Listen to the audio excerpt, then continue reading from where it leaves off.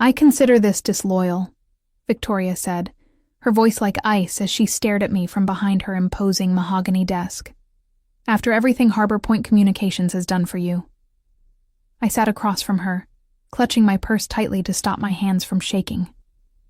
The shock of being called into her office at 9 a.m. on a Tuesday had worn off, replaced by a heavy knot in my stomach as I realized what was happening.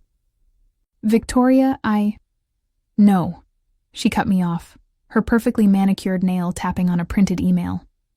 "Don't bother denying it. I have confirmation you interviewed with North Bay Solutions last Thursday. You took a half day for a dental appointment, I believe." My name is Addison Walker.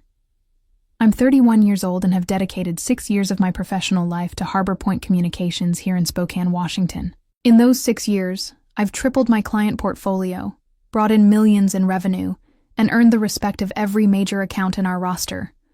But apparently, none of that mattered now. Security will meet you at your desk.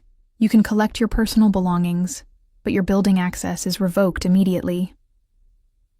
Victoria's voice was emotionless as she slid my company ID across her desk. "I've already disabled your email access."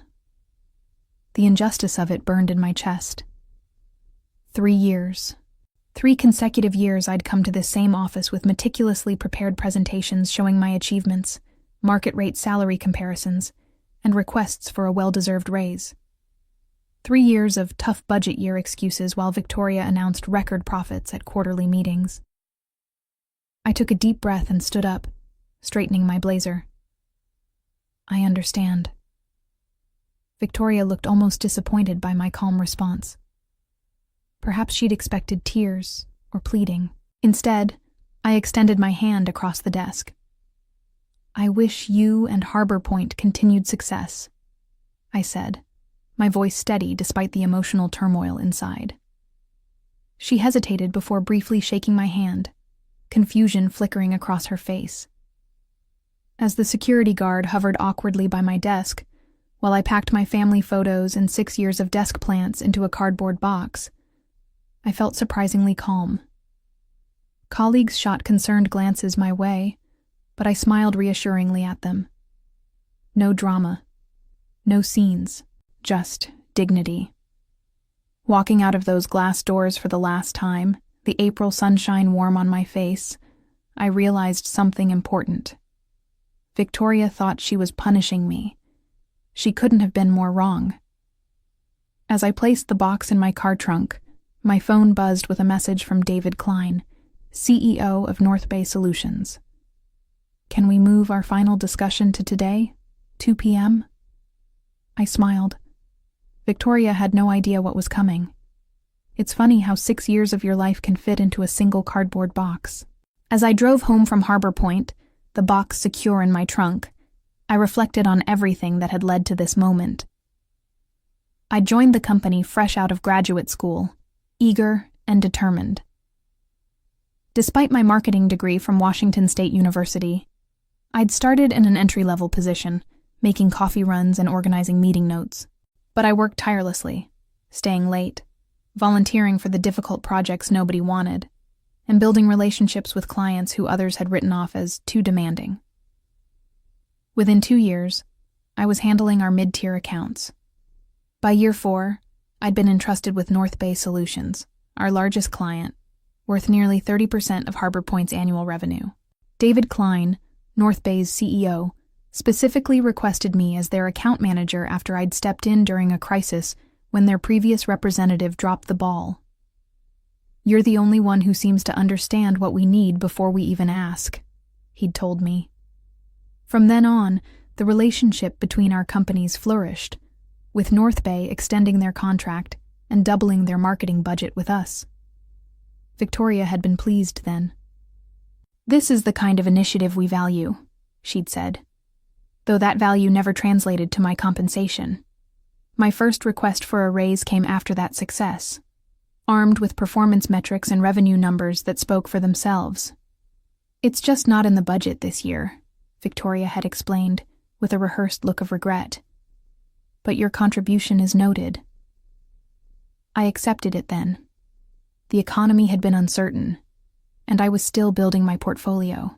But the following year, after bringing in 3 new major clients and receiving an industry award for a campaign I'd designed, the same answer came. "Next year will be better," she promised. "We just need to tighten our belts a little longer." Meanwhile, Victoria drove to work in a new luxury SUV, and the company leased an additional floor in our building for expansion. Still, I remained loyal, believing that dedication would eventually be rewarded. The third denial came 6 months ago, right after I'd successfully negotiated a 40% increase in North Bay's annual contract value. "Your performance is exceptional," Victoria had said. "But we're investing in infrastructure this year. Perhaps we can revisit this in the summer." Something in me had finally broken. That night, I updated my resume for the first time in 6 years. Not out of anger or revenge, but out of self-respect. I was worth more than constant promises and perpetual denial. I just never expected Victoria would discover my job search before I was ready to give my notice. At home, I set the cardboard box on my kitchen counter and stared at it, the reality of what had just happened finally hitting me. I wasn't just between meetings or taking a day off. I was unemployed. The weight of it pressed against my chest, momentarily making it difficult to breathe. My phone rang, displaying my best friend Olivia's name. "I just heard," she said when I answered. "Thomas texted me. Are you okay?" Thomas was Harbor Point's IT specialist and Olivia's boyfriend. News traveled fast. "I'm processing," I replied honestly, sinking onto a kitchen stool. It happened so quickly. "It's completely unfair," Olivia said, her voice rising with indignation. "Everyone knows you're the only reason North Bay has stayed with Harbor Point this long. Victoria's just intimidated because you're better at the job than she ever was." There was some truth to that. Victoria had been the company's star account executive before moving into management. Many of us suspected she missed the recognition and client relationships, often inserting herself unnecessarily into my meetings with North Bay. "The worst part is how she did it," I said, feeling a flash of anger. Like I'd committed some kind of corporate treason by looking for opportunities after being denied advancement for 3 years straight. "It's her loss," Olivia replied firmly. "And honestly, Addison, maybe it's for the best. You've been undervalued there for years." She was right, of course. I'd stayed at Harbor Point out of loyalty to my clients and colleagues, not because it was the best choice for my career. But getting fired like this, escorted out by security as if I were a criminal, that stung deeply. My phone beeped with an incoming call. David Klein. "Olivia, I need to take this. It's North Bay." "Go. Take it. Call me after," she said before hanging up. I took a deep breath and answered. "Addison, I just heard what happened at Harbor Point," David said, skipping pleasantries. "Are you available to come in today? I'd like to accelerate our conversation." My heart raced. "Yes, I can be there at 2 p.m. as you suggested." "Excellent. And Addison, don't worry about what happened this morning. Sometimes these things have a way of working out for the best." After hanging up, I stared at my reflection in the kitchen window. The woman looking back at me wasn't defeated. She was being set free. I showered and changed into my best suit, the one I reserved for pitching new clients. As I applied my makeup, I felt a strange calm settle over me. Victoria thought she had punished me by firing me so abruptly, but perhaps she had done me a favor.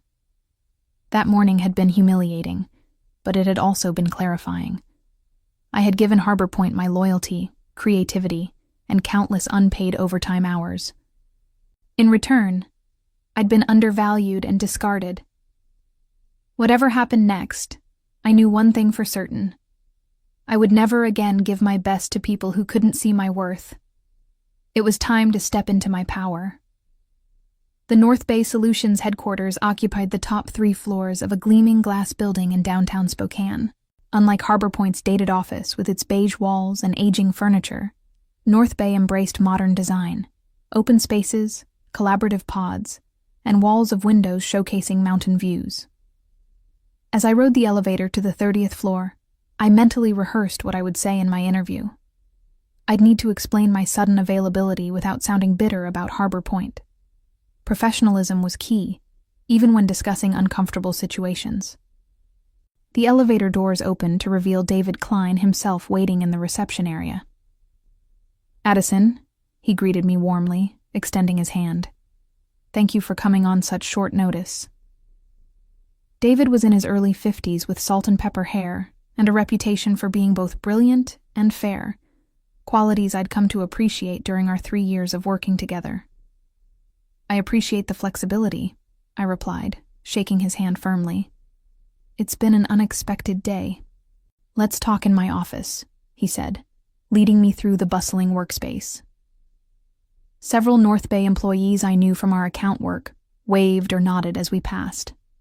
David's corner office was modest compared to Victoria's showpiece, but infinitely more welcoming with comfortable seating arranged for conversation rather than intimidation. "Coffee?" he offered.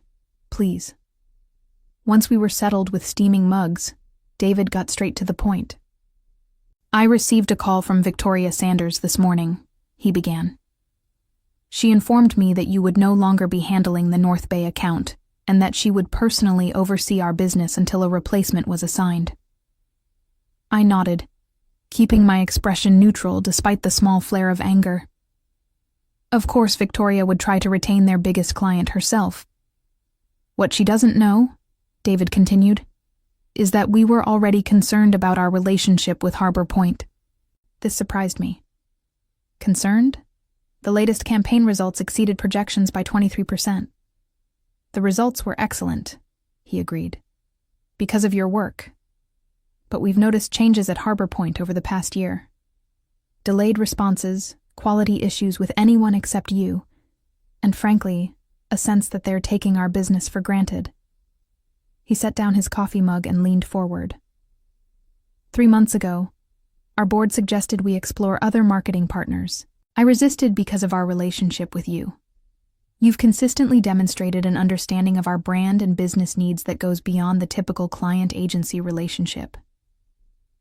My mind raced. Was he saying what I thought he was saying? "When you reached out about potential opportunities here," David continued, "it felt like perfect timing. But I need to be clear about something. We were never planning to poach you. We respect professional boundaries too much for that. We were prepared to wait until you gave proper notice at Harbor Point." "I was planning to give 2 weeks' notice," I said, feeling it was important he knew that. "Once I had a firm offer." David smiled. "I believe you. Your professionalism is one of the reasons we're having this conversation. Victoria's decision this morning simply accelerated our timeline." He opened a folder on his desk and slid a document across to me. "This isn't an interview, Addison. It's a job offer. Director of Client Strategy. You'd be building and leading a team to manage all our external marketing partnerships and agency relationships." I glanced down at the paper, and my breath caught when I saw the salary figure. It was nearly double what I'd been making at Harbor Point, more than I would have even asked for in my most recent denied raise request. "This is very generous," I managed.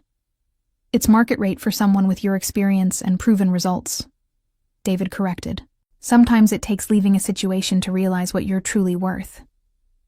The offer letter sat on my kitchen table that evening, signed and ready to be returned tomorrow. I'd asked David for the night to review everything, though we both knew my answer would be yes. Still, taking time to consider major decisions was a professional courtesy I extended even when the answer seemed obvious. My phone had been buzzing all afternoon with texts from former colleagues at Harbor Point. Word of my firing had spread quickly, followed by rumors about my meeting at North Bay. I'd responded to a few close coworkers but avoided getting drawn into office gossip. A text from Thomas came through. "Victoria called an emergency meeting after you left, told everyone you were terminated for breach of company loyalty, and that we should all remember that Harbor Point rewards loyalty above all." The irony wasn't lost on anybody. I shook my head. Victoria was trying to make an example of me, but from Thomas's message, it seemed her approach might be backfiring. Another text arrived, this one from Jessica, our receptionist. She's been locked in her office making calls all afternoon. Looks stressed. Guess someone's worried about North Bay. I didn't respond. There was no satisfaction in Victoria's distress, only a renewed certainty that I'd made the right decision to look elsewhere. A company culture that valued loyalty but offered nothing in return wasn't one I wanted to be part of anymore. My phone rang. An unknown number. Curious, I answered. Addison Walker? A woman's voice asked. Speaking. This is Elaine Winters. I'm on the board at Harbor Point Communications. My stomach tightened. Board members rarely involved themselves with employee matters. I understand there was an incident today regarding your employment, she continued. I'd like to meet with you tomorrow to discuss it. Victoria may have been hasty in her decision. So that was it. Victoria had fired her most valuable account manager without board approval, and now North Bay was potentially walking. Damage control. I appreciate the call, Ms. Winters, but I've already accepted another position, I said, keeping my tone respectful but firm. A pause. May I ask where? I don't think that would be appropriate to share at this time. Another, longer pause. Addison, if this is about compensation, I'm sure we can revisit those conversations. The board values your contribution to Harbor Point. The irony was almost painful. 3 years of documented rejected requests for appropriate compensation. And now, suddenly, the board valued my contribution. It's not just about compensation, I replied honestly. It's about respect and recognizing employee worth before they have one foot out the door. Perhaps we should discuss this in person, she pressed. Tomorrow morning? I thought about it. While I had no intention of returning to Harbor Point, there was something to be said for professional closure. I can meet at 9 a.m., I agreed. But to be clear, I've signed an employment contract elsewhere. I'm not coming to negotiate a return. Understood, Elaine said, though her tone suggested she didn't believe me. I'll see you tomorrow at our offices. After hanging up, I poured myself a glass of wine and stepped onto my apartment balcony. The spring evening was cool, but pleasant, the city lights beginning to twinkle as dusk settled. Tomorrow would bring a conversation I hadn't anticipated having, but perhaps it was necessary. A chance to articulate what had gone wrong at Harbor Point, not just for my own closure, but as feedback that might benefit those who remained. My phone buzzed with an email notification from David Klein, subject line, "Welcome to the team." Whatever happened tomorrow, I knew one thing for certain. I wasn't looking back. The Harbor Point reception area felt strange to enter as a visitor.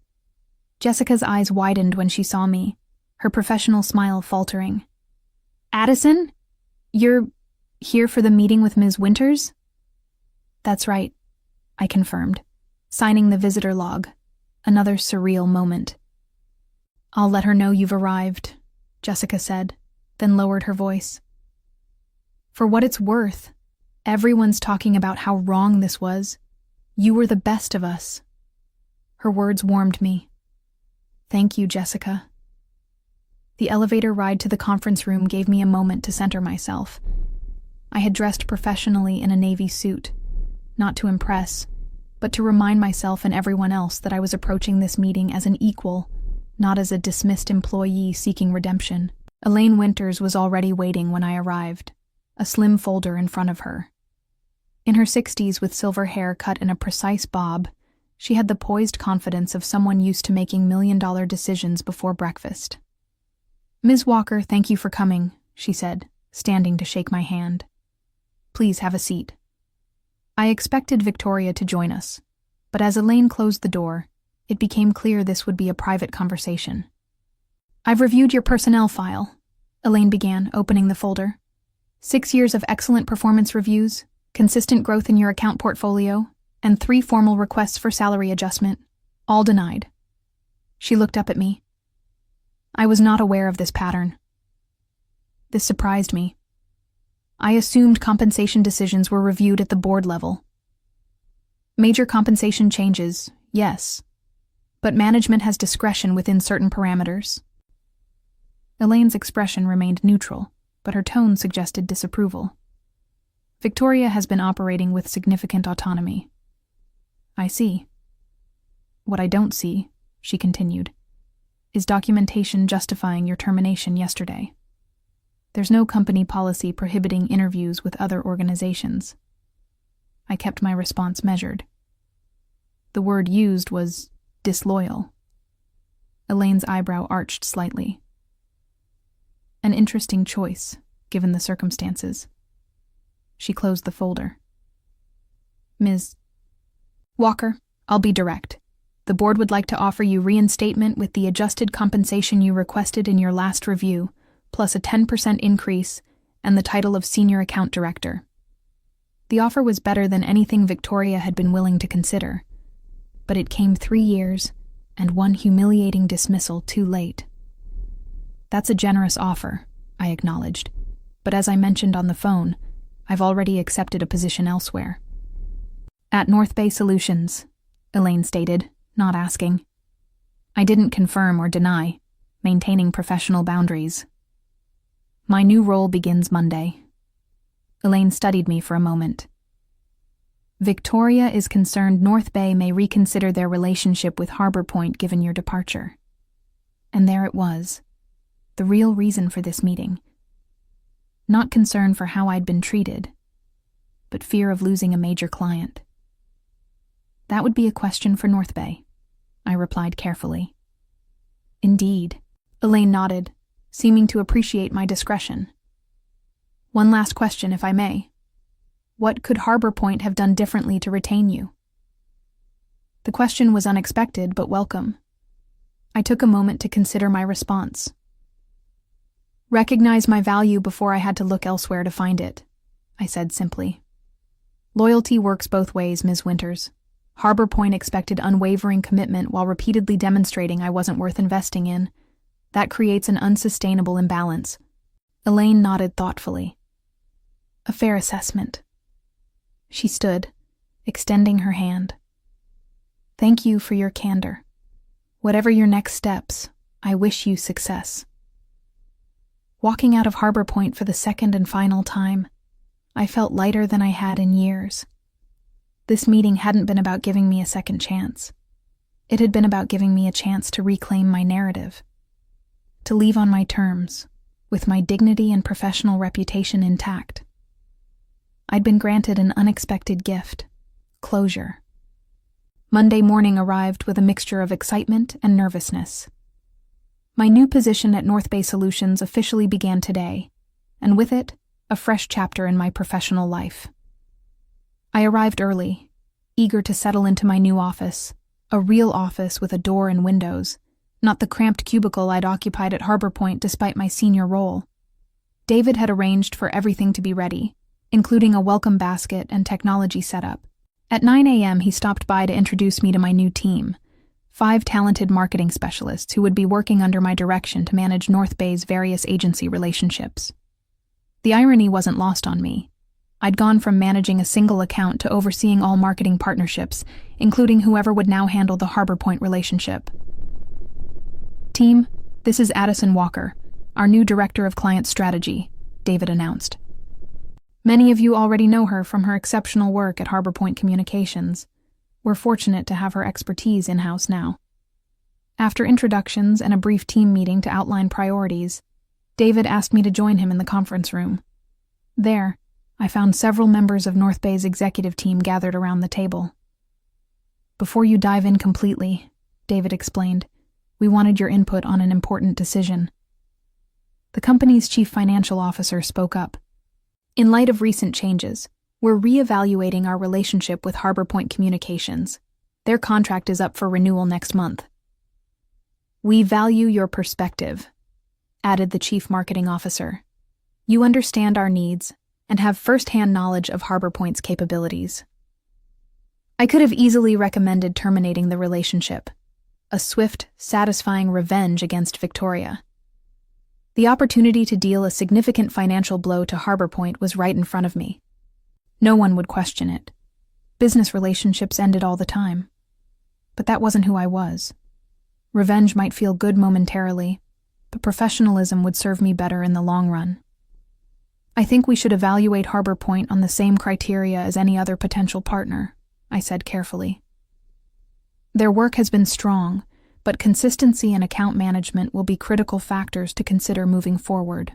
The email was sent at 11 a.m. on Wednesday, precisely 1 week after Victoria had fired me from Harbor Point. I hadn't orchestrated the timing.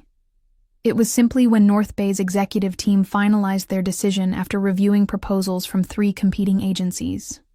David had given me the courtesy of seeing the email before it went out, though I had recused myself from the final decision to avoid any appearance of bias or impropriety. The message was professional and direct. After careful consideration of our marketing needs moving forward, North Bay Solutions has decided to transition our account to Meridian Creative, effective immediately. This decision reflects our evolving brand strategy and digital requirements. Addison Walker, our new Director of Client Strategy, will oversee the transition and serve as your point of contact. We appreciate our partnership and request all materials be transferred by end of business Friday. I imagined Victoria's reaction upon receiving the news, the shock, then the dawning realization of what had happened. Not only had she lost me, but now she had lost North Bay, a client representing nearly 30% of Harbor Point's annual revenue, and I would be the one managing the transition. The perfect professional revenge had fallen into my lap, without my having to orchestrate it. I hadn't needed to badmouth Harbor Point or sabotage the relationship. The company's own shortcomings, highlighted by my departure, had done that for me. That afternoon, I received a LinkedIn request from Jessica, Harbor Point's receptionist, followed by a private message. The office is chaos. Victoria's been in emergency meetings all day. 3 other account managers have updated their resumes. Karma works fast. I didn't reply immediately. There was no need to gloat or insert myself into Harbor Point's internal affairs. Instead, I focused on building my new team and establishing our processes. Success, after all, was the best revenge. Later, however, I did accept Jessica's connection request with a simple message. Thank you for your kindness during my time at Harbor Point. Wishing you all the best. Taking the high road felt surprisingly good. My new position at North Bay brought challenges and opportunities I would never have experienced had I remained at Harbor Point, waiting for recognition that might never come. Sometimes, the best revenge isn't something you actively pursue. It's the natural consequence of valuing yourself when others don't. Looking back on that journey a year later, I realized that Victoria had inadvertently given me a precious gift, the push I needed to find my true worth. In seeking revenge, I found something far more valuable: self-respect and the courage to claim the success I deserved.